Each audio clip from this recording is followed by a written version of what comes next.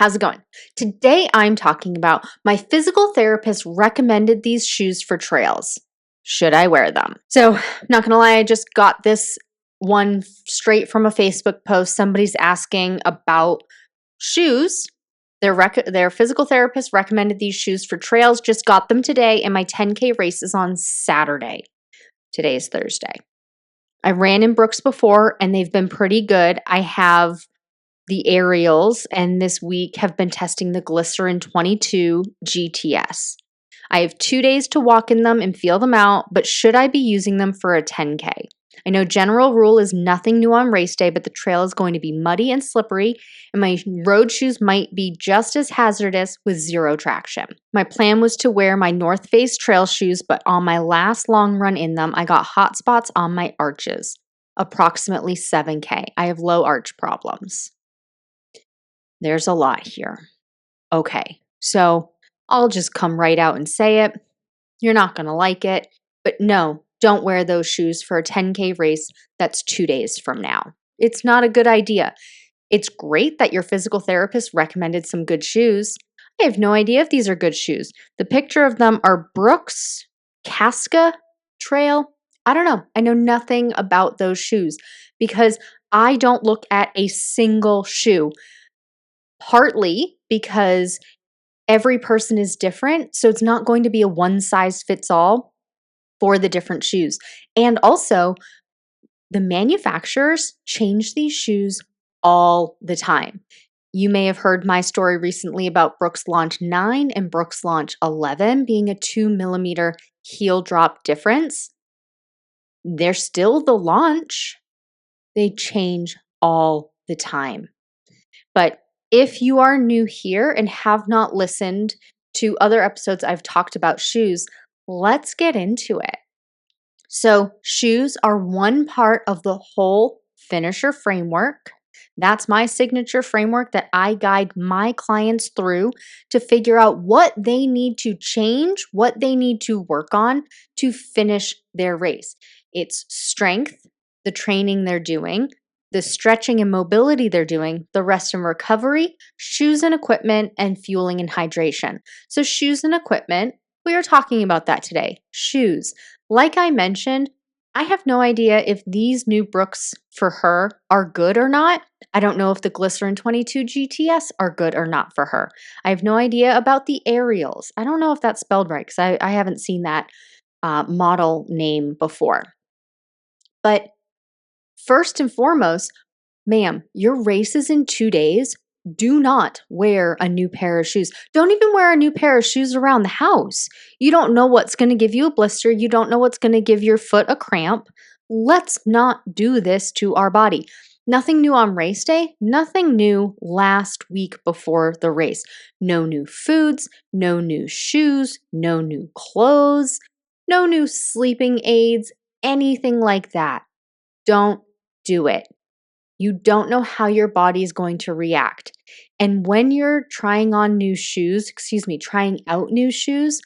I also recommend that, yes, walk around in them to get them a little bit broken in. Now, if you're new here, broken in my case, means just making them more comfortable.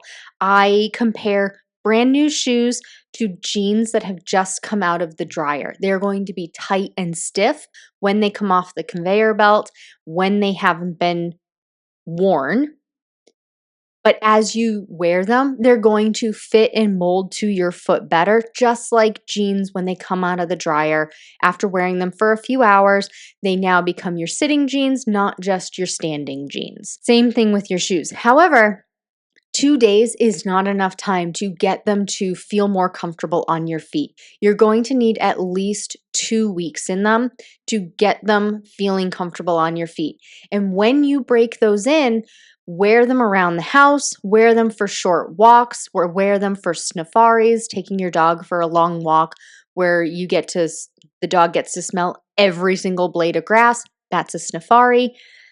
And then you use them for your warm up on your run, and then the first mile of your run, and then a couple of miles on your run. Before you know it, you're running more and more and more. None of that was a 10K 2 days after buying them. Don't do it. It's too much on your feet. I will say the comments, some people are saying as long as they fit and you wear them even just around the house, walking as much as possible, you should be fine. Shame not to wear them for this race. I'm not saying it wasn't a good idea to get these trail shoes for this race. I'm saying it wasn't a good idea to get them 2 days before the race. Now, sometimes this is completely unavoidable and you need to get these shoes 2 days before the race because you got a hole in the other ones. You left them at home and you traveled to Florida for a race and you need running shoes. Stuff happens, but if it can be avoided, I do recommend avoiding it. Somebody asked, do you plan to have a shakeout run before your race? Then you can try them out there. I understand the concern with wanting to wear trail shoes and not the road shoes. Definitely agree on that. Shoes are made differently for the different things. Trail shoes are going to have bigger gaps. I don't know what the term I'm looking for, but if you look at the bottom of the shoe, like there's more space for like pebbles and mud and sticks to get in, and it's like more tread, I guess is the term I'm looking for. More tread on the bottom of your shoe for these different things to happen. Road shoes don't need that because on the road, you don't have the varying surfaces, you don't have the mud, you don't have sticks, you don't have pebbles. I mean, maybe some pebbles, but not a ton. So they are made differently. I do recommend that wearing trail shoes over road shoes would be recommended. Same thing with walking shoes. Walking shoes, cross training shoes, strength training shoes, and running shoes are all made differently for a reason because your body is moving differently during these different activities. That's why you might see somebody at the gym lifting heavy weights in Converse, or, I mean, if they're lifting at home, they might be lifting barefoot, and then running in cushy shoes, racing in lighter shoes, because literally your shoe could be weighing you down. Now, it doesn't make that big of a difference for somebody who's a slow back of the pack runner, but somebody who's racing and trying to get a second, 2 seconds, couple of seconds off their per mile pace to beat the next person to get first place or podium finish, something like that. The weight of the shoe can make a difference, and that's why you see people racing in different shoes than they train in. But overall, no, don't wear a brand new pair of shoes 2 days from now for a race.